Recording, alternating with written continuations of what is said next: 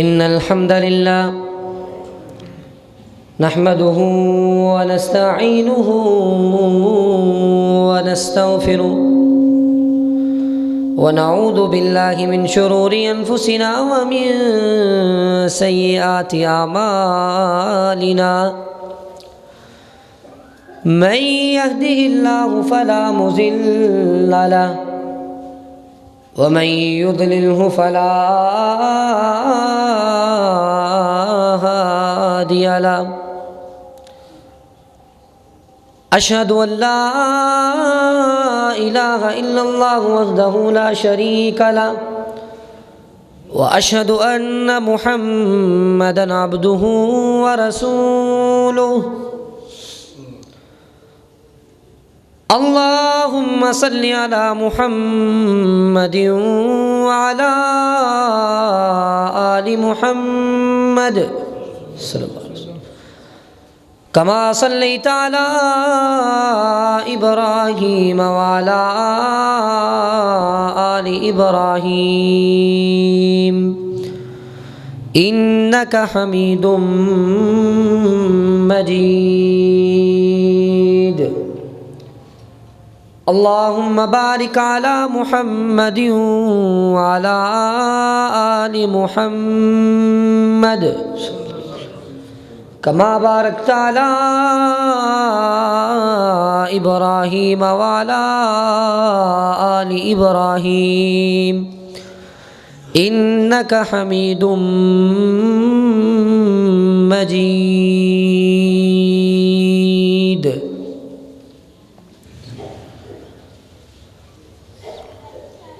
يا أيها الذين آمنوا اتقوا الله حق تقاته ولا تموتن إلا وأنتم مسلمون يا أيها الناس اتقوا ربكم الذي خلقكم من نفس واحدة وخلق منها زوجها وبث منهما رجالا كثيرا ونساء واتقوا الله الذي تساءلون به والأرحام إن الله كان عليكم رقيبا يا أيها الذين آمنوا اتقوا الله وقولوا قولا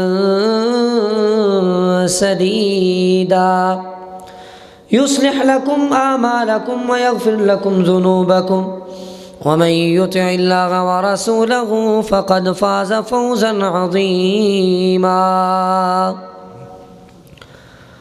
أما بعد فإن خير الحديث كتاب الله وخير الهدي هدي محمد وشر الأمور محدثاتها وكل محدثة بدعة وكل بدعة ضلالة وكل ضلالة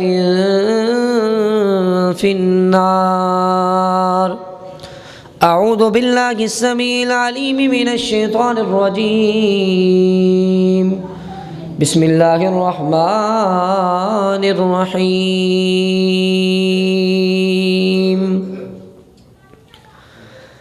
إنما المؤمنون إخوة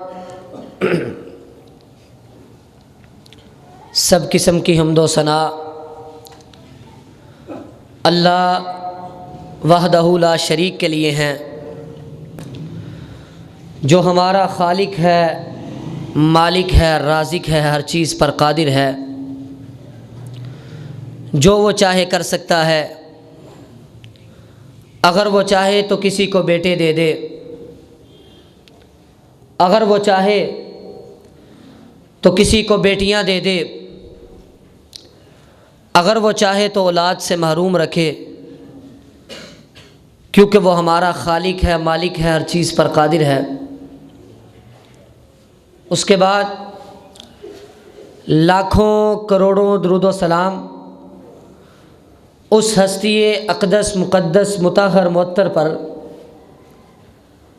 کہ جس کے ذریعے سے اللہ رب العزت نے ہماری رہنمائی کا بندوبست کیا اور جس کو رحمت للعالمین بنا کر بھیجا،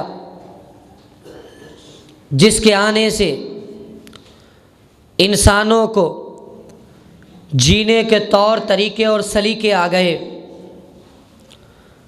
اور جس کا نام نامی اسم گرامی جناب محمد الرسول اللہ صلی اللہ علیہ وسلم ہے۔ سامعین محترم، اللہ رب العزت نے ہمیں پیدا کیا ہے اور اس دنیا میں بھیج دیا، اور انسان کی فطرت میں ایک چیز رکھ دی ہے، وہ یہ ہے کہ انسان مل جل کر رہنا پسند کرتا ہے۔ یہ انسان کی فطرت میں ہے کہ انسان یہ پسند کرتا ہے کہ میں لوگوں کے ساتھ مل جل کر رہوں۔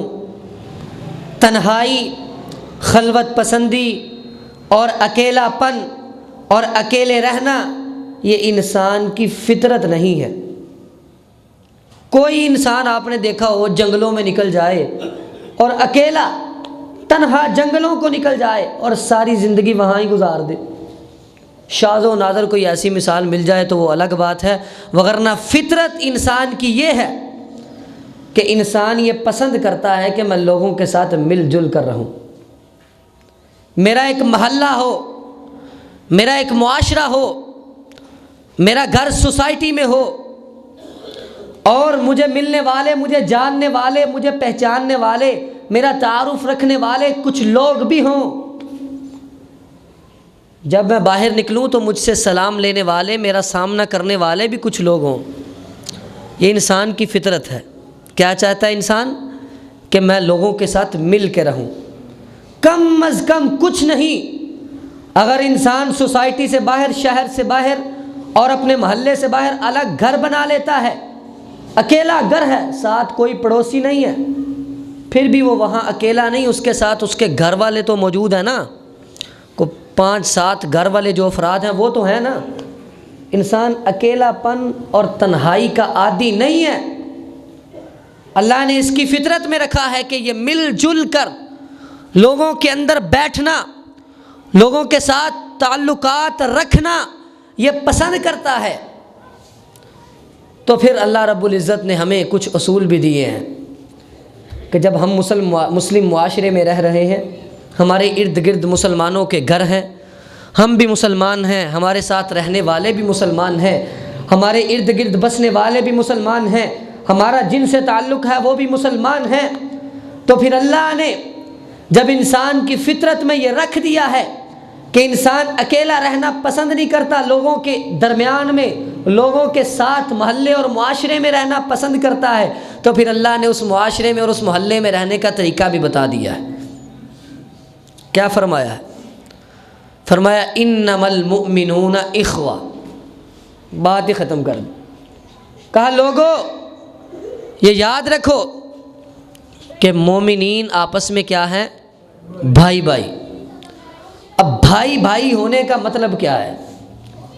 جس طرح انسان اپنے بھائی کا خیال رکھتا ہے، ایک بڑا بھائی ہے، ایک چھوٹا بھائی ہے، بڑا بھائی اپنے چھوٹے بھائی کا کس طرح خیال رکھتا ہے، اس کی تکلیف میری تکلیف، اس کا دکھ درد میرا دکھ درد، اس کا کوئی کام نہیں ہو رہا میں ساتھ مل کے کرواؤں گا، اگر اس کو کوئی مشکل اور مصیبت کا سامنا کرنا پڑ رہا ہے میں ساتھ مل کے مصیبت کا سامنا کروں گا، اگر کوئی اس کا مسئلہ حل نہیں ہو رہا تو میں ساتھ کھڑے ہو کے مسئلہ حل کرواؤں گا، اگر کسی جگہ پہ اس کی کوئی کام کے لیے سفارش کرنا پڑتی ہے تو میں سفارش کرنے کے لیے جاؤں گا، اگر اسے بھوک اور پیاس ہے، کھانے کے لیے کچھ نہیں تو میں اس کے کھانے کا انتظام کروں گا، ایک ایک اس کی مشکل اور مصیبت، اس کی ضرورت وہ میری ضرورت ہے کیونکہ وہ میرا بھائی ہے۔ اور مومن کیا ہے؟ بھائی بھائی۔ آپ کے پڑوسی کو، آپ کے کسی رشتہ دار کو، آپ کے کسی محلے دار کو، آپ کے کسی تعلق دار کو اگر کسی ضرورت، کسی چیز کی ضرورت ہے، کوئی مصیبت اور کوئی پریشانی ہے تو وہ آپ کی مصیبت اور پریشانی ہے، اگر وہ بھوکا پیاسا ہے اور اس کا یہ مسئلہ ہے تو یہ آپ کا بھی مسئلہ ہے۔ انما المؤمنون اخوہ، ہم مومن ہیں، مسلمان ہیں، آپ کا پڑوسی ہے، آپ کا محلے دار ہے، آپ کے ساتھ رہتا ہے، آپ تو پیٹ بھر کے کھانا کھا لیں اور آپ کا پڑوسی اور محلے دار بھوکا اور پیاسا سو جائے تو بتاؤ انما المؤمنون اخوہ کا مطلب پھر کیا ہے؟ وہ تمہارا بھائی کیسے ہوا جب تم نے بھائی کے ساتھ بھائی والا رویہ ہی نہیں رکھا؟ تو بھائی کیسا ہوا؟ بھائی کے ساتھ بھائی والا رویہ رکھنا ہے۔ اللہ نے یہ جو ایمانی اخوت قائم کی ہے اور تمہاری دینی اور اسلامی اخوت قائم کی ہے، بھائی چارہ قائم کیا ہے، اس کا مقصد اور مطلب صرف یہ ہے کہ مسلم معاشرے کے اندر اس قدر اتحاد اور باہمی محبت اور پیار ہو جائے کہ اختلاف اور تفرقہ بازی اور فرقہ بندی ہر چیزیں معاشرے سے اٹھ جائیں، جھگڑا لڑائی فساد، ایک دوسرے کے ساتھ تعلقات کی خرابی، قطع کلامی، یہ معاشرے سے ختم ہو جائے۔ اللہ نے اس لیے بات کر دی ہے ایک ہی، انما المؤمنون اخوہ، لوگوں بھائی بھائی بن جاؤ، سارے مسئلے حل ہو جائیں گے۔ جب بندہ سمجھتا ہے نا کہ وہ میرا بھائی نہیں ہے، ساڈا کڑا کچھ لگتا ہو، ساڈا کی لگتا ہے، پھر کیا ہوتا ہے؟ پھر انسان کے دل میں دشمنی بھی آتی ہے، عناد بھی آتا ہے، بغض بھی آتا ہے، حسد بھی آتا ہے اور قطع کلامی بھی کرتا ہے، پھر ہر ایک کام کرنے تک اتر جاتا ہے۔ تب جب انسان یہ سمجھتا ہے کہ یہ میرا کچھ نہیں لگتا، حالانکہ اللہ نے کیا فرمایا؟ انما المؤمنون اخوہ، لوگوں تم آپس میں بھائی بھائی ہو۔ ایمانی اخوت جو ہے وہ سب سے بڑی اخوت ہے، جو ایک مسلمان کا درد ہے وہ سب سے بڑا درد ہے۔ ایک مسلمان کی تکلیف اور مصیبت تمام مسلمانوں کی تکلیف اور مصیبت ہے۔ اللہ کے نبی صلی اللہ علیہ وسلم نے حدیث کے اندر بہت ہی پیاری مثال دے کے ہمیں سمجھا دیا ہے۔ فرمایا مثل المؤمنین فی توادہم وتراحمہم وتعاطفہم مثل الجسد اذا اشتکا منہ عضو تداعی لہ سائر الجسد بالسہر والحمى۔ آپ نے فرمایا کہ مسلمانوں کی مثال آپس میں پیار کرنے میں، محبت کرنے میں، ایک دوسرے کے ساتھ شفقت کرنے میں ایک جسم کی طرح ہے کہ جب ایک جسم کا ایک عضو بیمار ہوتا ہے، تکلیف میں مبتلا ہوتا ہے تو سارے کا سارا جسم بے چینی محسوس کرتا ہے، سارے کا سارا جسم اضطراب کا شکار ہو جاتا ہے۔ ایک عضو کو، ایک جسم کے حصے کو تکلیف ہے لیکن سارے کا سارا جسم بے چینی اور اضطراب اور درد کی وجہ سے ساری رات بیدار رہتا ہے۔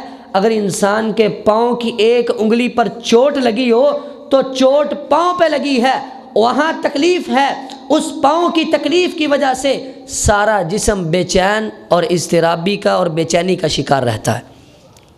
ایک عضو کی وجہ سے سارا جسم بے چین ہو جاتا ہے۔ بالکل ایسے ہی مسلمانوں کی اور مومنوں کی مثال ہے کہ کسی ایک مسلمان کو تکلیف ہو، کسی ایک مسلمان کو درد ہو، کسی ایک مسلمان کو مصیبت آئے، کوئی ایک مسلمان بھوکا اور پیاسا ہو تو سارے کے سارے مسلمان بے چین ہونے چاہیے۔ اس ایک مسلمان کی تکلیف سب کو ہونی چاہیے۔ تو کیا آج ایسا ہو رہا ہے؟ آج ایسا ہوتا ہے کہ کسی ایک مسلمان کی تکلیف ہو اور سارے کا سارا محلہ جو ہے اس کی تکلیف کو اپنی تکلیف سمجھے؟ کیا آج کل ہمارا معاشرہ ایسا رہا ہے؟ آج کل ہم بے ضمیر ہو چکے ہیں، احساس ہمارے دلوں سے نکل چکا ہے۔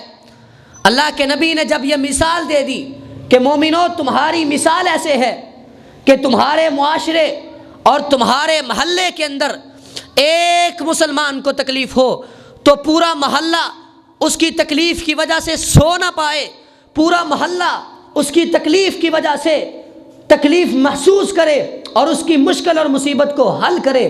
وگرنہ آج کیا ہوتا ہے؟ پڑوسی ہی پڑوسی کے خلاف چالے چل رہا ہوتا ہے۔ آج کیا ہوتا ہے؟ محلے دار تو چالے چلتے ہیں کسی طریقے سے یہ محلہ چھوڑ ہی جائے، کسی طریقے سے ہمارا یہ محلہ چھوڑ ہی جائے، وگرنہ مصیبت اور پریشانی کے وقت جو مسلمان کے ساتھ کھڑا ہوتا ہے اللہ بھی اس کی مصیبت میں اس کے ساتھ کھڑے ہوتے ہیں۔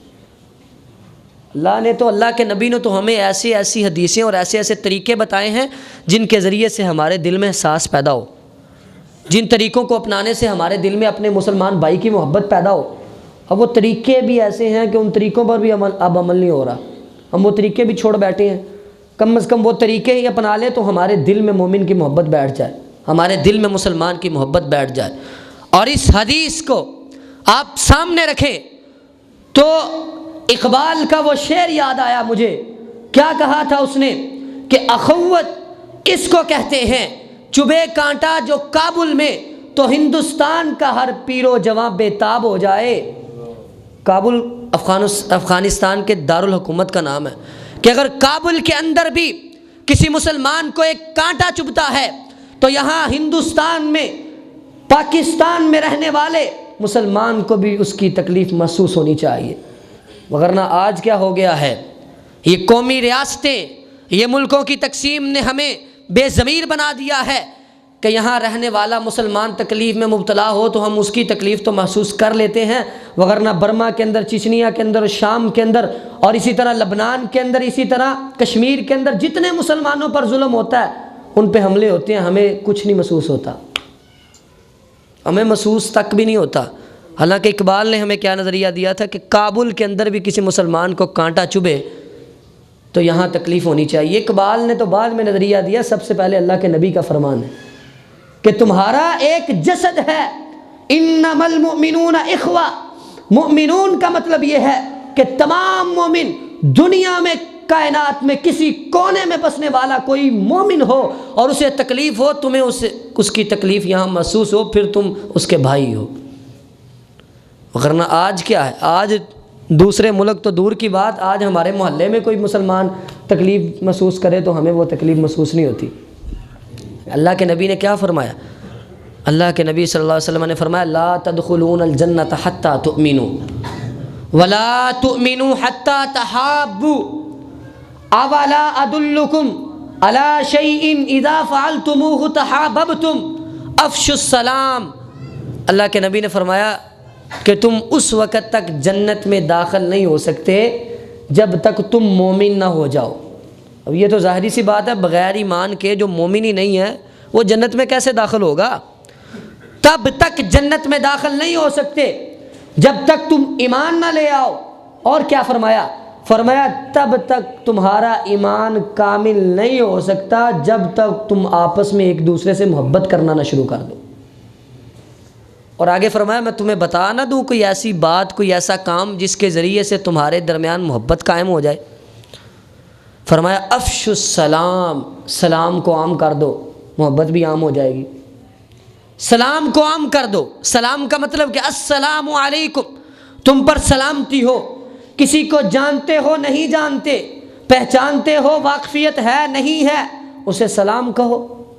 سلام کہنے سے نیکیاں ملیں گی، سلام کہنے سے دعا کرو گے، اور سلام جب ہاتھ ملاؤ گے، مصافحہ کرو گے، ایک دوسرے کے ساتھ معانقہ کرو گے، گلے لگاؤ گے، تو کچھ نہیں تو ناراضگی تو دور ہوگی نا، اور کچھ نہیں تو دل میں جو کینہ اور بغض ہے اس میں تھوڑی سی تخفیف اور تھوڑی سی کمی تو ہوگی نا۔ اب اللہ کے نبی نے یہ سیدھا سا راستہ ہمیں بتا دیا ہے، اگر جنت میں جانا چاہتے ہو تو پھر ایک دوسرے سے محبت کرنا شروع کر دو، ایک دوسرے کا احساس کرنا شروع کر دو۔ اور یہ میں نہیں کہہ رہا، یہ اللہ کے رسول نے کہا ہے۔ اب تم ایک دوسرے کے ساتھ دشمنیاں بھی رکھو اور لڑائی اور جھگڑا بھی کرو، اپنے محلے دار اور اپنے رشتہ دار کو تکلیفیں بھی دو، اور جنت میں جانے کی امیدیں بھی لگاؤ۔ بتاؤ کیسے مسلمان ہو، 5 وقت کا نماز پڑھنے والا، پکا نمازی ہے، حج بھی کیا ہے، زکوٰۃ بھی ادا کرتا ہے، لیکن اخلاق درست نہیں، اپنے پڑوسی اور اپنے رشتہ دار کے ساتھ لڑائی اور جھگڑا کرتا ہے، اپنے محلے دار کو تکلیف دیتا ہے، تو اس کی نمازیں بھی کل قیامت کے دن اسے جہنم سے نہیں بچا سکیں گی۔ اللہ کے نبی کے واضح فرمانات اس کے بارے میں موجود ہیں کہ اخلاق جو ہے وہ سب سے اول ہے، اور کل قیامت کے دن سب سے بہترین وہ ہوگا جس کا اخلاق سب سے بہترین۔ اور اللہ کے نبی نے ویسے بھی فرما دیا کہ جو بندہ اخلاق سب سے بہتر رکھتا ہے، اخلاق اول چیز ہے، لیکن اگر تمہارے دل میں احساس ہی نہیں ہے، مومن کے لیے محبت ہی نہیں ہے، مومن کے لیے، ایک مسلمان بھائی کے لیے تمہارے دل میں پیار ہی نہیں ہے، تو بتاؤ جنت کی امیدیں کیسے لگا کے بیٹھے؟ اللہ کے نبی نے لفظ یہ بولا، لا تدخلون الجنہ، جب تک ایمان نہیں ہوگا جنت میں نہیں جاؤ گے۔ اور ایمان کیسے آئے گا؟ جب محبت کرو گے۔ اور محبت کیسے ہوگی؟ سلام کو عام کر دو۔ ایک صحابی آیا تھا نا اللہ کے رسول کے پاس، آ کے پوچھا ای الاسلام خیر، اسلام کی کون سی خصلت سب سے بہتر ہے؟ تو اللہ کے نبی نے فرمایا تطعم الطعام وتقرأ السلام علی من عرفت ومن لم تعرف۔ آپ نے فرمایا لوگوں کو کھانا کھلاؤ اور سلام عام کر دو، کسی کو پہچانتے ہو اسے بھی سلام کرو، نہیں پہچانتے اسے بھی سلام کرو۔ یہاں نہ پہچاننا تو دور کی بات ہے، پہچاننے والوں سے بھی سامنا ہوتا ہے، لوگ منہ موڑ کے گزر جاتے ہیں۔ بتائیں آپ میں سے کتنے ایسے ہوں گے کہ آج صبح سے فجر کے وقت سے بیدار ہوئے ہیں، کتنے مسلمان راستے میں آپ سے ملے ہوں گے، آپ نے کتنے ایسے مسلمانوں کو سلام کیا جو آپ کو نہیں جانتے تھے، پھر کہتے ہو دل میں محبت نہیں آتی۔ وہ تو میں انہوں ویکھنا مینوں بھیڑا ہی بڑا لگتا ہے، میرے کو تو ਉਹਦੀ شکل ہی نہیں ویکھی جاندی۔ سلام کو عام کرو، جب ملو تو سلام کہو۔ اللہ کے نبی نے یہ فرمان جاری کیا ہے۔ اور اللہ کے نبی جب مکہ سے کیونکہ سلام عام کرنے سے معاشرہ پورا جو ہے محبت سے بھر جاتا ہے، پورا معاشرہ۔ اللہ کے نبی جب مکہ سے مدینہ آئے نا ہجرت کر کے، تو ایک نئے معاشرے کا قیام کرنا تھا۔ مکہ سے چھوڑ کے مدینہ آئے، وہاں اسلامی حکومت قائم ہونی تھی، وہاں اسلام کا نفاذ ہونا تھا، وہاں اسلامی معاشرے کا قیام ہونا تھا۔ اللہ کے نبی جب آئے تو سب سے پہلا جو فرمان جاری کیا تھا وہ کیا تھا؟ فرمایا افشوا السلام، لوگوں سلام کو عام کر دو۔ واطعموا الطعام، لوگوں دوسروں کو کھانا کھلایا کرو۔ وصلوا الارحام، رشتہ داریوں کو ملایا کرو۔ کیا مطلب ہے ان باتوں کا؟ کہ ایک معاشرے میں آپ نے رہنا ہے، اس میں رہنے کے بغیر آپ کا گزارا بھی نہیں ہے۔ اللہ نے آپ کی فطرت میں رکھ دیا کہ آپ لوگوں کے ساتھ مل جل کے رہنا پسند کرتے ہیں۔ جب رہنا ہے تو پھر کیا پریشانیوں کو دماغ میں رکھ کے رہنا ہے؟ پھر انسان کے اوپر جب پریشانی آتی ہے پھر ڈپریشن کا مریض ہو جاتا ہے، پھر انسان ساری ساری رات سوچتا تو ہے، نیند نہیں آتی، پریشانیاں ہیں، مصیبتیں ہیں۔ جب دوسروں کو پریشانیاں دو گے، جب دوسروں کو مصیبتوں میں مبتلا کرو گے تو اللہ تمہیں بھی پھر مصیبتوں سے دوچار کریں گے۔ لیکن جب تمہارے دل میں مومن کی محبت ہوگی، تم مومنوں کی مشکلات کو دور کرو گے تو اللہ تمہاری مشکلات کو دور کرے۔ اور جو ایک دوسرے سے محبت کرتے ہیں نا، مسلمان ایک دوسرے سے پیار اور محبت کرتے ہیں، ان کے بارے میں اللہ کے نبی کا کیا فرمان ہے؟ حضرت معاذ رضی اللہ تعالیٰ عنہ، معاذ بن جبل، ان کے پاس ایک تابعی آئے ابو ادریس الخولانی، آ کے کہنے لگے کہ مجھے آپ سے اللہ کی رضا کے لیے محبت ہے، مجھے آپ سے اللہ کے لیے محبت ہے۔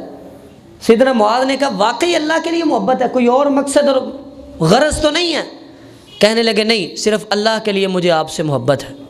تو کہا اگر تمہیں مجھ سے اللہ کے لیے محبت ہے پھر میں تمہیں اللہ کے نبی کی ایک حدیث سناتا ہوں۔ اللہ کے نبی نے مجھے فرمایا، اللہ کے نبی فرماتے تھے کہ اللہ تعالیٰ فرماتا ہے، اللہ تعالیٰ نے فرمایا ہے کیا؟ واجبت محبتی للمتحابین فیہ والمتجالسین فیہ والمتزاورین فیہ والمتبادلین فیہ۔ اللہ فرماتے ہیں کہ جو بندہ میری خاطر کسی مسلمان سے محبت کرتا ہے اس کے لیے میری محبت واجب ہو جاتی ہے، اور جو بندہ میری خاطر کسی مسلمان کے ساتھ بیٹھ جاتا ہے، اس کا دکھ درد دور کرنے کے لیے، اس کی پریشانیاں سننے کے لیے، دور نہیں کر سکتے تو کم از کم سن تو لو نا، اس کے پاس بیٹھ جاتا ہے اس کے دکھ میں شریک ہونے کے لیے، تو اس کے لیے بھی میری محبت واجب ہے۔ اور میری خاطر کوئی کسی سے ملاقات کرنے کے لیے جاتا ہے تو اس کے لیے بھی میری محبت واجب ہو جاتی ہے۔ اور اس سے بڑھ کے بھی ایک انعام ہے، اللہ کی محبت تو اول ہے، پھر اس کے بعد ایک اور انعام ہے، وہ کیا ہے؟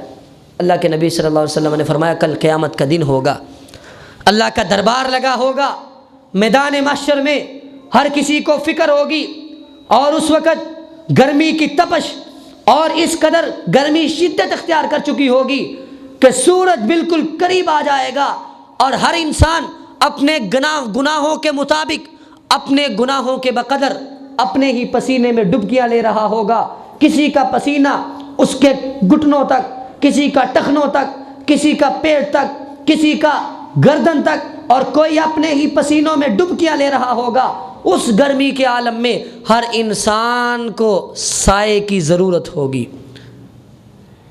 تو اللہ تعالیٰ اس وقت کہیں گے این المتحابون بجلالی اليوم، کہیں گے کہاں ہیں جو میری خاطر دنیا میں ایک دوسرے سے محبت کرتے تھے، ایک دوسرے کا احساس کرتے تھے، ایک دوسرے کی تکلیف میں ساتھ دیتے تھے، کہاں ہیں؟ اظلہم، آج میں انہیں سایہ دوں گا، یوم لا ظل الا ظلی، اس دن میں ان کو سایہ دوں گا جس دن میرے عرش کے سائے کے علاوہ کوئی اور سایہ نہیں ہوگا۔ اور سایہ کیوں ملے گا؟ جب انسان ایک دوسرے کا احساس کرے گا، ایک دوسرے سے محبت کرے گا۔ جب دل میں دشمنی پالنی ہے، دل میں غیبت، کینہ، حسد، بغض اور تعلق کی خرابی اور ایک دوسرے کے ساتھ لڑائی اور جھگڑا اور موقع کی تلاش میں رہنا، کب موقع ملے میں بھی اسی طرح اس کو چھری پھیروں جس طرح اس نے میرے ساتھ کیا، یہ بدلہ اور انتقام کی آگ انسان کو بڑی دور پھینکتی ہے۔ انسان کو پتہ بعد میں چلتا ہے جب آنکھ کھلتی ہے۔ تو انسان اپنے مسلمان بھائی کے ساتھ اگر اچھا رویہ اپنانا شروع کر دے تو اللہ بھی اس کے ساتھ اس کے لیے خیر کو رکھ دیتے ہیں، اس کے لیے خیر کا معاملہ کرتے ہیں۔ اللہ کے نبی صلی اللہ علیہ وسلم نے تو یہاں تک فرما دیا۔ اب حدیث سنیے گا، کتنی غور سے سننے والی حدیث ہے۔ اللہ کے نبی نے تو آپس میں، جب آپ نے ایک معاشرے میں رہنا ہے، ایک محلے میں رہنا ہے، محلے داری کے اور معاشرے کے کچھ تقاضے ہوتے ہیں جو آپ کو پورے کرنے پڑیں گے، جو اسلام نے آپ پر لازم اور فرض قرار دیے ہیں۔ اللہ کے نبی صلی اللہ علیہ وسلم ایک دفعہ بیٹھے تھے، آپ نے صحابہ کو مخاطب کرتے ہوئے فرمایا من کان معہ فضل ظہر فلیعد بہ علی من لا ظہر لہ، اور فرمایا من کان لہ فضل من زاد فلیعد بہ علی من لا زاد لہ۔ حدیث سنیے گا، آپ نے فرمایا جس شخص کے پاس سواری ہو،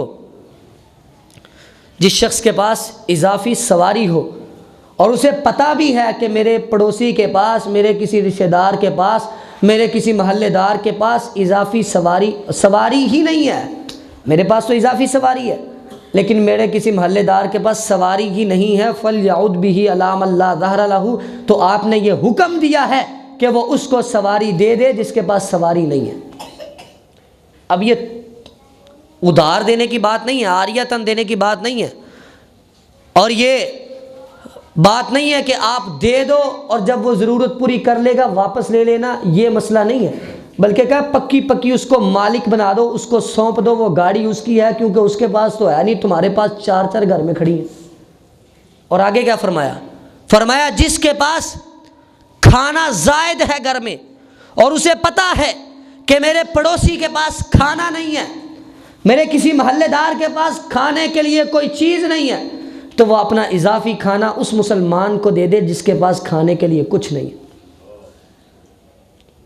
اب آپ نے پکی گاڑی دینے کا حکم دیا۔ ہمارے ہاں کیا ہوتا ہے، کوئی کام کے لیے، ضرورت کے لیے گاڑی مانگنے آ جائے تو ہم کہتے ہیں نہیں یار نہیں آؤ، میں کتنے کام جانا، وہ خراب ہے، وہ تو صحیح ہونے لگی ہوتا ہے، انجن ہی خراب ہو گیا۔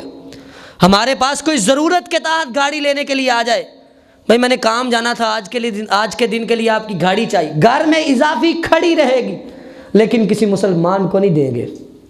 اب اللہ کے نبی کا فرمان کیا ہے کہ اضافی سواری دے دو۔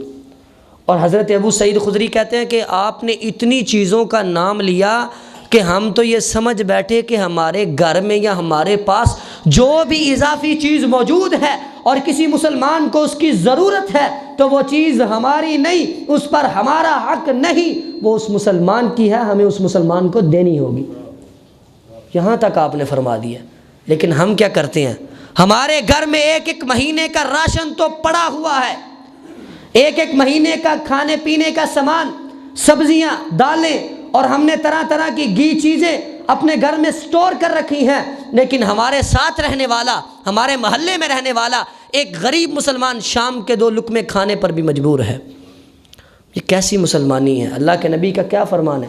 اگر تمہارے پاس اضافی کھانا ہے تو وہ دے دو، تم نے کل کا پتہ نہیں اور مہینے کا سامان گھر میں رکھ کے بیٹھے، یہ پتہ نہیں کہ صبح ہونی ہے کہ نہیں ہونی، اور مہینے کا کھانے پینے کا سامان گھر میں رکھ کے بیٹھے اور مسلمان بھوکے مر رہے ہیں۔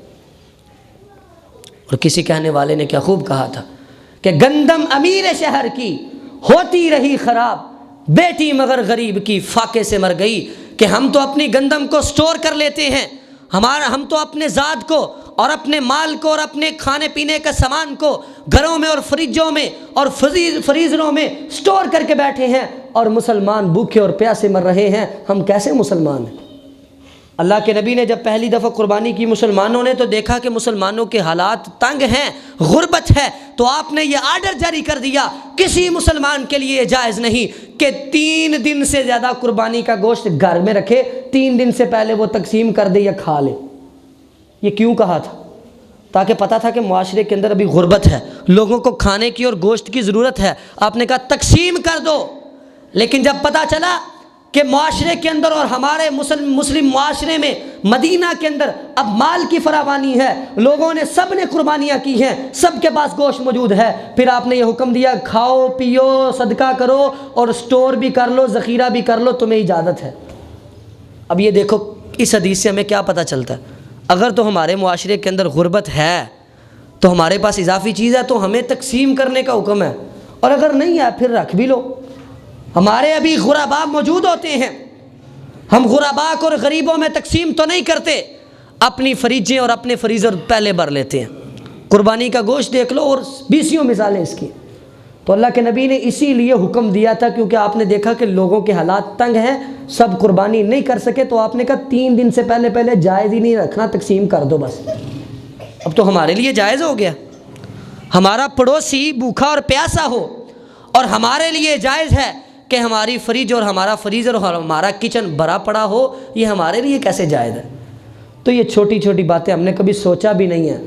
اب کوئی بندہ کہے جی مجھے تو پتہ ہی نہیں ہے فلاں غریب ہے، مجھے تو پتہ ہی نہیں ہے محلے میں فلاں کو پریشانی ہے۔ بھائی تم محلے میں رہتے ہو، تمہارا یہ حق بنتا ہے کہ تم مسلمانوں کے حالات کا جائزہ رکھو اور مسلمانوں کا پتہ لیتے رہو۔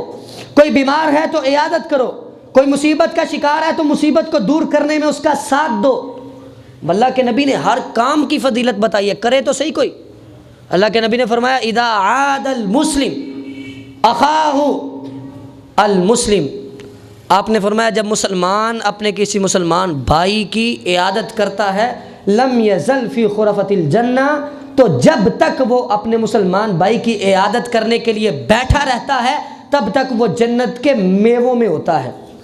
ایسے ہی ہے جیسے جنت میں کسی درخت کے میووں کو چن رہا ہے، حتیٰ یرجع، حتیٰ کہ وہ واپس لوٹ آئے تب تک وہ جنت میں ہوتا ہے۔ اب کتنی فضیلت بیان کی ہے۔ اب بیمار ہو جائے، ہمارے پاس عیادت کرنے کے لیے ٹائم نہیں ہے، دنیا کے معمولات اور دنیا کی مصروفیات نے ہمیں اس قدر غافل کر دیا ہے کہ ہم دینی تعلیمات کو بھول چکے ہیں، ہم اپنے اخلاق کو اور اپنے احساس کو جو ہمارا ضمیر ہے ہم اسے مردہ کر چکے ہیں۔ اللہ کے نبی کا کیا فرمان ہے؟ واضح فرمانات موجود ہیں۔ آپ نے فرمایا لا یؤمن احدکم حتی یحب لاخیہ ما یحب لنفسہ۔ اب اس سے بڑھ کے کیا حدیث ہو سکتی ہے؟ اس سے بڑھ کے ہمارے لیے کیا بات ہو سکتی ہے؟ آپ نے فرمایا اس وقت تک کوئی کامل مومن نہیں ہو سکتا حتی یحب لاخیہ ما یحب لنفسہ، کہ وہ جو چیز اپنے لیے پسند کرتا ہے وہی اپنے مسلمان بھائی کے لیے پسند کرے۔ ہم پسند کرتے ہیں، چاہے معاملات ہوں، چاہے عزت کا مسئلہ ہو، کیا ہم پسند کرتے ہیں کہ جو ہم اپنے لیے پسند کرتے ہیں وہی مسلمان کے لیے پسند کریں گے تو ہم پکے اور کامل مومن بنیں گے۔ آج ہم کسی مجلس اور محفل میں بیٹھے ہوں اور کوئی بندہ آئے آ کے ہماری عزت کے پرخچے اڑا دے، اور کوئی بندہ آئے ہماری بے عزتی کر دے، ہم پر الزام تراشیاں کر دے، کسی مجلس میں بیٹھ کے ہماری غیبت کرے، کسی مجلس میں بیٹھ کے چغل خوری کرے، ہمارے بارے میں بری جو ہے وہ باتوں کو پھیلائے، کیا ہم پسند کرتے ہیں؟ تو پھر ہم ایسا کیوں کرتے ہیں؟ کسی مجلس میں، بھری مجلس میں مسلمان کی ہم بے عزتی کر دیتے ہیں، کسی مجلس اور کسی محفل میں ہم مسلمان کی برائیاں کرتے ہیں، کسی مجلس اور کسی محفل میں ہم چغل خوریاں کرتے ہیں، کیا ہم اپنے لیے پسند کرتے ہیں؟ نہیں، تو پھر مسلمان کے لیے کیوں پسند کرتے ہو؟ تو اس وقت تک کامل مومن نہیں ہو سکتے جب تک جو تم اپنے لیے پسند کرتے ہو وہی اپنے بھائی کے لیے پسند کرنا نہ شروع کر دو۔ تو بس اس اصول اور اس ضابطے کو سمجھ لو۔ ہمارے اندر احساس پیدا کرنے کے لیے اللہ کے نبی نے بے شمار فرمانات جاری کیے۔ اللہ کے نبی نے تو یہاں تک فرما دیا، فرمایا من نفس عن مؤمن کربۃ من کرب الدنیا نفس اللہ عنہ قربۃ من قرب یوم القیامہ، اللہ کے نبی نے فرمایا کہ تمہارا کوئی ایک شخص اگر کسی ایک مومن کی اور کسی مسلمان کی دنیا کی مصیبتوں میں سے ایک مصیبت کو دور کرتا ہے، میں کل قیامت کے دن اللہ تعالیٰ جو قیامت کی مصیبتیں ہوں گی ان مصیبتوں میں سے اس کی ایک مصیبت کو دور کر دیں گے۔ آج دنیا کی چھوٹی چھوٹی مصیبتیں ہیں، چھوٹی چھوٹی پریشانیاں ہیں، آپ ان کو دور کریں، کل قیامت کے دن اللہ تعالیٰ بڑی بڑی مصیبتوں اور پریشانیوں کو دور کر دیں گے۔ اور فرمایا من یسر علی معسر یسر اللہ علیہ فی الدنیا والآخرہ، جو کسی مسلمان اور مومن کے لیے آسانی پیدا کرتا ہے اللہ تعالیٰ اس بندے کے لیے دنیا اور آخرت میں آسانیاں پیدا کر دیتے ہیں۔ اور فرمایا من ستر مسلما سترہ اللہ فی الدنیا والآخرہ، جو بندہ مسلمان کی پردہ پوشی کرتا ہے، کسی کے کسی عیب کا آپ کو پتہ چل گیا ہے، آپ کو پتہ فلاں بندے میں فلاں عیب ہے، آپ کو پتہ چل گیا ہے، آپ پردہ پوشی کر دیں، آپ لوگوں میں پھیلائیں نا کہ مجھے اس کے عیب کا پتہ ہے، میں اس کو بلیک میل کروں گا، میں اسے ٹارچر کروں گا اور میں اس سے پیسے نکلواؤں گا، میں اس کی برائی لوگوں میں عام کروں گا۔ یہ ہمیں دین کا حکم نہیں، بلکہ اگر کسی کی برائی اور کسی کے عیب کا پتہ چل گیا ہے تو اس پر پردہ پوشی کرو، اس پر پردہ ڈال دو، اگر اصلاح کرنی ہے تو خود اس کی اصلاح کر دو۔ کسی کی برائی دیکھیے تو پھیلانے کا حکم ہمیں نہیں دیا گیا۔ تو کیا فرمایا، اگر تم پردہ ڈالو گے تو اللہ تعالیٰ تمہارے دنیا میں بھی اور آخرت میں بھی تمہاری غلطیوں پر اور تمہارے گناہوں پر پردہ ڈال دیں گے۔ کیا ہم یہ پسند نہیں کرتے کل قیامت کا دن ہمارے جتنے بھی گناہ ان پر اللہ تعالیٰ پردہ ڈال دے، کسی کو دکھائیں نہ، وغیرہ وہاں تو رؤوس الخلائق تمام لوگ موجود ہوں گے، آدم سے لے کر قیامت تک آخری انسان پیدا ہونے والا جو ہے اس تلک جتنے بھی لوگ ہیں تمام لوگ میدان محشر میں ہوں گے، سب کے سامنے رؤوس الخلائق اس بندے کا حساب کتاب ہوگا، سب کو پتہ چلے گا یہ برا تھا کہ اچھا تھا۔ تو یہاں کیا ہے، ایک مسلمان کی پردہ پوشی کرنی ہے، اس کی برائی کو عام نہیں کرنا، برائی کو وہیں پہ روک دینا ہے، تو اللہ تعالیٰ آپ کے گناہوں پر بھی پردہ ڈال دے۔ اور کیا فرمایا واللہ فی عون العبد ما کان العبد فی عون اخیہ، جب تک کوئی مسلمان اپنے مومن بھائی کی مدد کرتا رہتا ہے تب تک اللہ تعالیٰ اس مسلمان کی مدد کرتے رہتے ہیں۔ کرو تو صحیح، تم کسی کی مدد کرو اللہ تمہاری مدد کریں گے، بلکہ اللہ کے نبی نے تو یہاں تک فرما دیا، آپ نے فرمایا اگر کوئی مسلمان اپنے بھائی کی عدم موجودگی میں اس کے لیے دعا کرتا ہے کہ یا اللہ میرے فلاں بھائی کی مصیبتیں دور کر دے، تو اس بندے کے لیے ایک فرشتہ مقرر کیا جاتا ہے جو وہی دعا اس بندے کے لیے کرتا ہے۔ آپ کسی مسلمان کے لیے دعا کر رہے ہیں، آپ کے لیے فرشتہ دعا کر رہا ہے، اور فرشتے کو دعا کرنے کا حکم کس نے دیا ہے؟ اللہ نے۔ لا یعصون اللہ ما امرہم ویفعلون ما یؤمرون، وہ کرتے ہی وہی ہیں جو اللہ حکم دیتا ہے۔ تو اللہ نے آپ کے لیے حکم دے دیا بھائی میرے بندے کے لیے جا کے دعا کر، جب اللہ خود حکم دے گے تو بتاؤ اللہ قبول نہیں کریں گے؟ تو ہم نے کیا کرنا ہے، ایک مسلمان کے لیے اپنے دل میں احساس اور اپنے ضمیر کو زندہ کرنا ہے اور اپنے دل میں خیر رکھنی ہے۔ ہم تو جگہ جگہ پہ موقع ملے، کہاں فراڈ کرنے کا موقع ملتا فراڈ کر جاتے ہیں، کسی جگہ دھوکہ دینے کا موقع ملتا دھوکہ دے جاتے ہیں، کسی جگہ اس کے ساتھ کسی جگہ پیسوں کے معاملے میں، زمین جائیداد کے معاملے میں، بس ہمیں موقع ملنا چاہیے۔ دنیا کی ضرورتیں، دنیا کا مال و دولت، دنیا کی عیش و عشرت اور دنیا کی رنگینیاں، دنیا کی نعمتیں، ان کے سامنے ہم قیامت کی بڑی بڑی نعمتوں کو ٹھکرا دیتے ہیں جب ہم ان نعمتوں کو ترجیح دیتے ہوئے ایک مسلمان کو تکلیف دیتے ہیں۔ تو اللہ کے نبی صلی اللہ علیہ وسلم کی تعلیمات یہ نہیں ہے۔ آپ نے تو محبت کو عام کرنے کا حکم دیا ہے، آپ نے تو اخوت کو عام کرنے کا حکم دیا ہے، آپ نے تو بھائی چارے کو عام کرنے کا حکم دیا ہے۔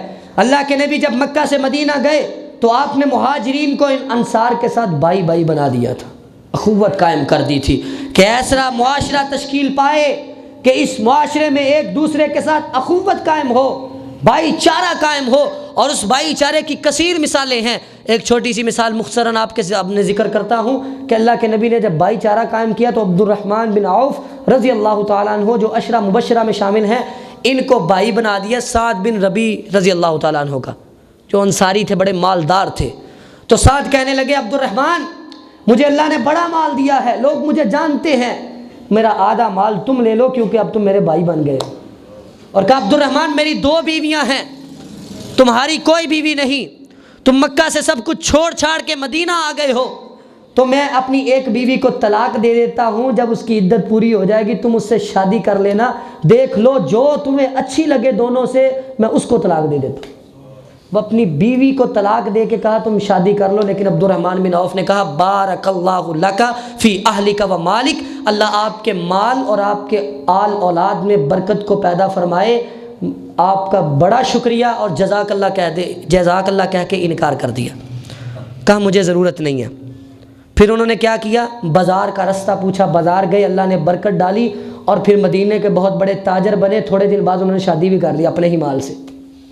اب یہ اخوت کی مثال دینے لگا کہ اللہ کے نبی نے جب بھائی بنا دیا، انہوں نے کہا آدھا مال بھی لے لو، میری ایک بیوی میں طلاق دے دیتا ہوں، وہ اس سے بھی شادی کر۔ اور ہم کیا کرتے ہیں، اللہ کے نبی نے صحیح مسلم کے اندر روایت موجود ہے، کل قیامت کا دن ہوگا، احساس زندہ کرنے کے لیے، احساس پیدا کرنے کے لیے اللہ کے نبی نے ہمیں کیسی کیسی تعلیمات دی ہیں۔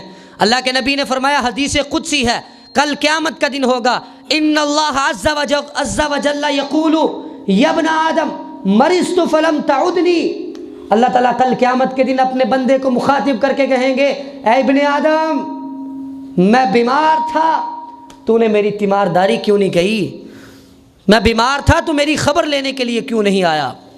بندہ کہے گا وَكَيْفَ أَعُودُكَ وَأَنْتَ رَبُّ الْعَالَمِينَ، اللہ آپ تو تمام جہانوں کو پالنے والے ہیں، تمام لوگوں کے رب ہیں، آپ کیسے بیمار ہو سکتے ہیں، اور آپ کی عادت کرنے کے لیے میں کیسے آ سکتا ہوں۔ تو اللہ تعالیٰ کیا فرمائیں گے، اللہ تعالیٰ فرمائیں گے میرا فلاں بندہ بیمار تھا، تجھے پتا تھا فلاں بندہ میرا بیمار تھا، تو اس کی عیادت کے لیے کیوں نہیں گیا، اگر تو اس کی عیادت کرتا تو مجھے اس کے پاس موجود پاتا۔ مومن بندہ بیمار ہوتا ہے تو اللہ اس کے بارے میں خود پوچھیں گے تو عیادت کرنے کے لیے کیوں نہیں گیا۔ اور اسی حدیث میں آگے کیا فرمایا، کل قیامت کے دن اللہ تعالیٰ اس بندے سے کہیں گے، اے ابن آدم استطعمتک فلم تطعمنی، میں نے تجھ سے کھانا مانگا تھا، تو نے مجھے کھانا کیوں نہیں دیا۔ تو یہ بندہ کہے گا، اللہ کیف اطعمک وانت رب العالمین، اللہ میں آپ کو کھانا کیسے کھلا سکتا ہوں، حالانکہ آپ سارے جہان کو کھانا کھلانے والے ہیں، رب العالمین تو آپ۔ تو اللہ کیا کہیں، اللہ فرمائیں گے کہ میرا فلاں بندہ تجھ سے کھانا مانگتا رہا اور تو نے کھانا نہیں دیا۔ اور اسی طرح اللہ فرمائیں گے کہ میں نے تجھ سے پانی طلب کیا تھا، تو نے مجھے پانی کیوں نہیں پلایا۔ بندہ کہے گا کیف اسقیک وانت رب العالمین، اب میں آپ کو کیسے پانی پلا سکتا ہوں، آپ تو رب العالمین ہیں۔ تو اللہ فرمائے گا میرے فلاں بندے نے تجھ سے پانی مانگا تھا، تو نے پانی کیوں نہیں دیا، تو پانی دیتا تو مجھے اس کے پاس موجود پاتا۔ تو کیا مطلب ہے ان حدیثوں کا، احساس۔ ایک مسلمان اگر بھوکا اور پیاسا ہے انسان اس کو کھلائے، ایک مسلمان اگر مصیبت کا شکار ہے تو انسان اس کی مدد کرے۔ وَتَعَاوَنُوا عَلَى الْبِرِّ وَالتَّقْوَىٰ کا حکم ہے، لوگوں یاد رکھو نیکی اور تقوی کے کاموں میں تم نے مسلمانوں کی مدد کرنی ہے، مسلمان کو بیار و مددگار اور مصیبت کے وقت اکیلا تنہا نہیں چھوڑنا۔ اللہ کے نبی کا فرمان ہے، المسلم اخو المسلم لا یظلمہ ولا یسلمہ، فرمایا مسلمان مسلمان کا بھائی ہے۔ اب یہاں اللہ کا بھی فرمان ہے انما المؤمنون اخوہ، اور نبی علیہ الصلوۃ والسلام کا بھی فرمان ہے کہ مسلمان مسلمان کا بھائی ہے۔ اور کیا فرمایا کہ لا یظلمہ ولا یسلمہ، کہ اس پر ظلم نہیں کرتا اور اسے اکیلا نہیں چھوڑتا، جب وہ مصیبت آتی ہے اس پر اس کے ساتھ کھڑا ہوتا ہے، اس کے ساتھ کھڑا ہو کے مصیبت کا سامنا کرتا ہے۔ وَمَنْ كَانَ فِي حَاجَةِ أَخِيهِ كَانَ اللَّهُ فِي حَاجَتِهِ، اور آپ نے فرمایا جو اپنے مسلمان بھائی کی ضرورت کو پورا کرتا ہے اللہ اس کی ضرورت کو پورا کر دیتے ہیں۔ یہاں تک آپ نے فرما دیا كَانَ اللَّهُ فِي حَاجَةِ أَخِيهِ۔ لیکن آج ہماری ضرورتیں، آج ہماری مصیبتیں، آج ہماری ضروریات، ہم پر مصیبتیں آئیں تو پھر ہمیں پتہ چلتا ہے، وگرنہ مسلمان کی مصیبت کا ہمیں احساس نہیں ہوتا، ہمیں اندازہ نہیں ہوتا، ہمیں کسی مسلمان کی تنگی کا اور کسی مسلمان کی پریشانی کا احساس تک نہیں ہوتا۔ حالانکہ اللہ کے نبی صلی اللہ علیہ وسلم کے واضح فرمانات موجود ہیں، آپ نے جب اخوت کا رشتہ قائم کر دیا، بھائی چارہ قائم کر دیا، ہمیں ایک دوسرے کے ساتھ بھائیوں اور برادرانہ تعلق ہمارا قائم کر دیا، تو جس طرح ہم اپنے بھائی کی مصیبت میں اس کے ساتھ کھڑے ہوتے ہیں، اس طرح ہمیں ایک مسلمان کی مصیبت میں اس کے ساتھ کھڑا ہونا پڑے گا۔ اگر آپ ایمان رکھنا چاہتے ہیں، اپنا کامل ایمان بنانا چاہتے ہیں، مومن ہونا چاہتے ہیں اور اللہ کے عرش کا سایہ چاہتے ہیں، اور اسی طرح ایک حقیقی مسلمان بننا چاہتے ہیں، اور کل قیامت کے دن آپ عرش کا سایہ چاہتے ہیں، اور آپ بہترین آدمی بننا چاہتے ہیں، اور اگر آپ دنیا میں اور آخرت میں آسانیاں چاہتے ہیں، آخرت کی مصیبتوں کو اپنے آپ سے دور کرنا چاہتے ہیں، اور اگر آپ دنیا اور آخرت میں کامیابیاں اور آسانیاں چاہتے ہیں، اپنے لیے خوشیاں چاہتے ہیں، تو ایک ہی کام ہے، مسلمانوں کا احساس کرنا شروع کر دو، اپنے مسلمان بھائیوں کا احساس کرنا شروع کر دو۔ جب آپ مسلمان بھائیوں کا احساس کرنا شروع کر دیں گے تو آپ کی زندگی بالکل درست ہو جائے گی۔ مسئلہ ہی تب پیدا ہوتا ہے جب ہم خود غرض ہو جاتے ہیں، جب ہم خود غرض ہو جاتے ہیں، جب ہمیں بس اپنی ہی ہے، کسی اور کا کوئی فکر نہیں، کوئی مرتا ہے تو مر جائے، میں تو ٹھیک ہوں نا، کوئی مصیبت کا شکار ہے تو ہوتا رہے، میں تو بچا ہوا ہوں نا۔ جب تک ہم اپنی خود غرضی نہیں چھوڑیں گے، جب تک ہم اپنی میں اور اپنے آپ کو اپنے دل کو صاف نہیں کریں گے، تب تک ہم کامیاب نہیں ہو سکتے۔ اور جتنے کام تھے جن کے ذریعے سے معاشرے کے اندر بگاڑ پیدا ہو، جن کے ذریعے سے معاشرے کے اندر فساد پیدا ہو، جن کے ذریعے سے مسلمان کے دل سے محبت ختم ہوتی ہو، جس کے ذریعے سے تمہارے معاشرے کا تعلق ٹوٹتا ہو، اللہ کے نبی نے تمام کاموں کو حرام قرار دے دیا۔ اس کا مطلب کیا ہے؟ اس کا مقصد کیا تھا؟ تاکہ مسلمانوں کا ایک دوسرے کے لیے احساس پیدا ہو جائے، ایک دوسرے کے ساتھ پیار اور محبت ہو جائے۔ غیبت ہے، اللہ کے نبی نے حرام قرار دے دیا۔ قرآن میں اللہ نے ذکر کر دیا کہ غیبت کرنا ایسا ہے جیسے آپ مسلمان بھائی کا گوشت کھاتے ہیں، مردہ بھائی کا۔ چغل خوری ہے، اس کو بھی اللہ کے نبی نے حرام قرار دے دیا۔ ایک دوسرے کو گالی دینا ہے، سباب المسلم فسوق، اللہ کے نبی نے اس کو بھی فسق اور نافرمانی قرار دیا، اور نافرمانی کرنا حرام ہے، یہ بھی حرام ہو گیا۔ لڑائی اور جھگڑا ہے، اللہ کے نبی نے فرمایا وَقِتَالُهُ کفر، مسلمان کے ساتھ لڑائی کرنا کفر ہے، بتاؤ یہ بھی حرام ہو گیا۔ اور ایک دوسرے کو برے القاب سے بلانا، بے عزتی کرنا، ولا تنابزوا بالالقاب، اللہ کے نبی اور اللہ تعالیٰ نے اسے بھی حرام قرار دے دیا ہے۔ اور ولا تدابروا ولا تقاطعوا، ایک دوسرے کے ساتھ قطع کلامی کرنا، ایک دوسرے کے ساتھ لڑائی اور جھگڑا کر کے گھر میں بیٹھ جانا، اسے قطع کلامی رکھنا، بلانا ہی نہ، کلام ہی نہ کرنا، اسے بھی اللہ کے نبی نے حرام قرار دے دیا۔ اللہ کے نبی نے تو یہاں تک فرما دیا کہ لا یحل لمسلم ان یہجر اخاہ فوق ثلاث لیال، کسی مسلمان کے لیے یہ جائز ہی نہیں کہ 3 دن سے زیادہ کسی کے ساتھ قطع کلامی رکھے، کسی کو بلائے ہی نہ، 3 دن گزر جائے اور بلائے ہی نہ لڑائی کی وجہ سے، تو 3 دن تک تو چلو لڑائی جھگڑا غصہ ہے، 3 دن برداشت کر لو، 3 دن کے بعد تمہارے لیے سلام لینا، اسے بلانا فرض اور ضروری ہے۔ اب بتاؤ، اللہ کے نبی نے اسے بھی حرام قرار دے دیا ہے۔ اور دوری، ایک دوسرے کے ساتھ تعلقات کا بگاڑ، اور ایک دوسرے کے خلاف چغل خوری اور حسد اور بغض، حسد کی وجہ سے لڑائی ہوتی ہے، اللہ کے نبی نے اسے بھی حرام قرار دے دیا۔ ولا تحاسدوا، حسد نہ کرو۔ بغض ہے، ولا تباغضوا، اللہ کے نبی نے فرمایا ایک دوسرے سے بغض نہ رکھو۔ ولا تجاسوا، ایک دوسرے کی جاسوسی نہ کرو، ایک دوسرے کے پر نظر نہ رکھو، کیا کر رہا ہے دیکھو تو صحیح، تو جاسوسی سے بھی آپ نے حرام قرار دے دیا۔ حتیٰ کہ آپ نے ان سب ذرائع کو بند کر کے اور یہ بھی فرما دیا ایاکم والظن، آپ نے فرمایا کہ دوسروں کے بارے میں برا گمان اور برا سوچنے سے بھی پرہیز کرو، برا سوچو بھی نہ کہ یار انہیں کرنا ہے کچھ نہ کچھ، مینوں لگتا ہے کہ انہیں کچھ نہ کچھ کرنا ہے تو میں انہوں ویکھاں گا کی کردا۔ اب یہ بری سوچ جو تمہارے دل میں بیٹھ گئی، یہ سوچ بھی حرام ہے، کیونکہ اکثر سوچیں انسان کو گناہ کی طرف لے کے جاتی ہے۔ تو جب سارے کام جو انسان کے معاشرے کے اندر اور انسان کے ایک محلے داری کے اندر اور تعلق داری کے اندر فساد اور لڑائی اور جھگڑا پیدا کرتے ہیں، اللہ کے نبی نے تمام کاموں کو حرام قرار دے دیا ہے، تو پھر اس کا مطلب اور مقصد یہ تھا کہ ہمارے معاشرے کے اندر ایک دوسرے کے لیے محبت اور ایک دوسرے کے لیے احساس پیدا ہو جائے۔ اب ہم نے یہ کام کرنا ہے، ہم نے مسلمانوں کے لیے اپنے دل میں پیار رکھنا ہے۔ ہم نے کوئی غریب اور پیاسا بھوکا سو رہا ہے تو ہم نے اسے بھوکا اور پیاسا سونے نہیں دینا۔ کوئی مصیبت زدہ آپ کے پاس اپنی مدد کے لیے آتا ہے تو ہم نے اس کی مدد کرنی ہے۔ جو ہمارے پاس مدد مانگنے کے لیے آیا ہے تو ہم پر اس کی مدد کرنا اگر ہم کر سکتے ہیں تو ہم پر واجب ہے۔ اگر کسی کی سفارش کا مسئلہ، یہاں تو مسئلہ ہی الٹا ہو جاتا ہے۔ اللہ نے اگر رشتہ دار ہے نا، اللہ نے ایک نسب نامہ اور اللہ نے ایک ایسا سسٹم قائم کیا کہ دنیا کے اندر ہم ایک دوسرے کے رشتہ دار بھی ہوتے ہیں۔ اللہ نے ایک رشتہ دار کو غریب رکھا، ایک کو پیسہ دے دیا، دولت دے دی، مال دے دیا، امیر ہو گیا۔ پھر کیا ہوتا ہے؟ پھر جو امیر رشتہ دار ہے وہ غریب کے سامنے ہی نہیں آتا، کہیں مجھے کام نہ کہہ دے، مجھے کرنا پڑ جائے گا، میرے رشتہ دار ہے۔ لوگ بھاگنا شروع کر دیتے ہیں کہ مجھے کام نہ کہہ دے، مجھ سے مانگ نہ لے، او یار میں نہیں ادھر کو جانا، انہیں ہمیں پیسے دھارے مانگ لینے نے۔ ہم اس قدر بے ضمیر ہو جاتے ہیں، اس قدر ہمارے دل سے مسلمان کا درد ختم ہو جاتا ہے۔ اللہ کے نبی علیہ السلام کا درد کیا تھا اور صحابہ کرام کا آپس میں درد کیا تھا، بیسیوں مثالیں ہیں، بیسیوں واقعات ہیں، وقت اس بات کی اجازت نہیں دیتا کہ ہم ایک دوسرے کے لیے درد پیدا کریں جیسے صحابہ کا درد تھا، جیسا کہ اللہ کے نبی کی تعلیمات تھیں، جیسا کہ ایک مسلم معاشرے کی ضرورت تھی، جیسا کہ اتحاد اور اتفاق کے لیے ضرورت تھی۔ ہم یہ نعرے لگاتے ہیں جی مسلمانوں کا اتحاد ہو جائے، مسلمانوں کا اتفاق ہو جائے، بڑی سطح پہ ہم اتحاد کرنے کی کوشش کرتے ہیں اور نچلی سطح پہ آئیں تو ایک ہی گھر میں 4 ٹولیاں بنی ہوتی ہیں، بھائی آپس میں دشمن ہیں۔ جب لڑائی ہو جائے، جھگڑا ہو جائے تو بھائی اپنے دوسرے بھائی کے گھر والی گلی سے گزرنا پسند نہیں کرتا، میں نے اس گلی سے نہیں گزرنا، میری وہ لڑائی ہوئی ہے، میں نال دی گلی چ لنگ جانا، تو ادھر آئی۔ اب لڑائی اور جھگڑا اس قدر ہو چکا ہے کہ ایک ہی گھر میں فسادات ہیں۔ جب ایک ہی گھر میں لڑائی اور جھگڑا ہے تو بتاؤ محلے میں کیسے اتفاق ہوگا، اور جب محلے میں اتفاق نہیں ہے تو بتاؤ تمہارے شہر میں کیسے اتفاق ہوگا، تمہارے ملک میں کیسے اتفاق ہوگا۔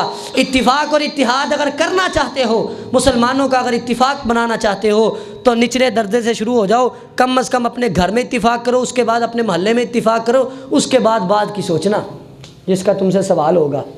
تو اس لیے ہمیں چاہیے کہ ہم اپنے دل میں مسلمان کا احساس رکھیں، ایک دوسرے کے ساتھ اچھا تعلق رکھیں، یہی مقصود فطرت ہے، یہی رمز مسلمانی، محبت کی جہانگیری، اخوت کی فراوانی۔ یہ اقبال کا شعر ہے کہ اخوت کا بیاں ہو جا، محبت کی زباں ہو جا، کہ انسان ایک دوسرے کا بھائی بن جائے اور جب بولے تو محبت کی بات کرے تو سیدھی سی بات ہے، اتفاق بھی ہوگا، پیار بھی ہوگا، محبت بھی ہوگی، احساس بھی ہوگا، ایک دوسرے کا تعاون بھی ہوگا، ایک دوسرے کی مدد بھی ہوگی۔ لیکن جب نہ محبت ہوگی، نہ ایک دوسرے کے لیے پیار ہوگا، نہ احساس ہوگا، اور ضمیر مردہ ہو جائے گا، سیدھی سی بات ہے ہمارے معاشرے میں مسلمانوں میں اختلاف پیدا ہونا شروع ہو جائے گا۔ اور اللہ نے اگر ہمیں مسلمان بنا کے، مومن بنا کے متحد کر دیا نا تو اللہ کی بہت بڑی نعمت ہے، ہم پر مسلمانوں پر بہت بڑا احسان ہے۔ اللہ کی اس نعمت کو یاد رکھے اور ایک دوسرے کے بھائی بن جائے۔ اللہ سے دعا کہ اللہ تعالی ہمیں کتاب و سنت پر صحیح طریقے سے عمل کرنے کی توفیق عطا فرمائے۔ وآخر دعوانا الحمدللہ رب العالمین۔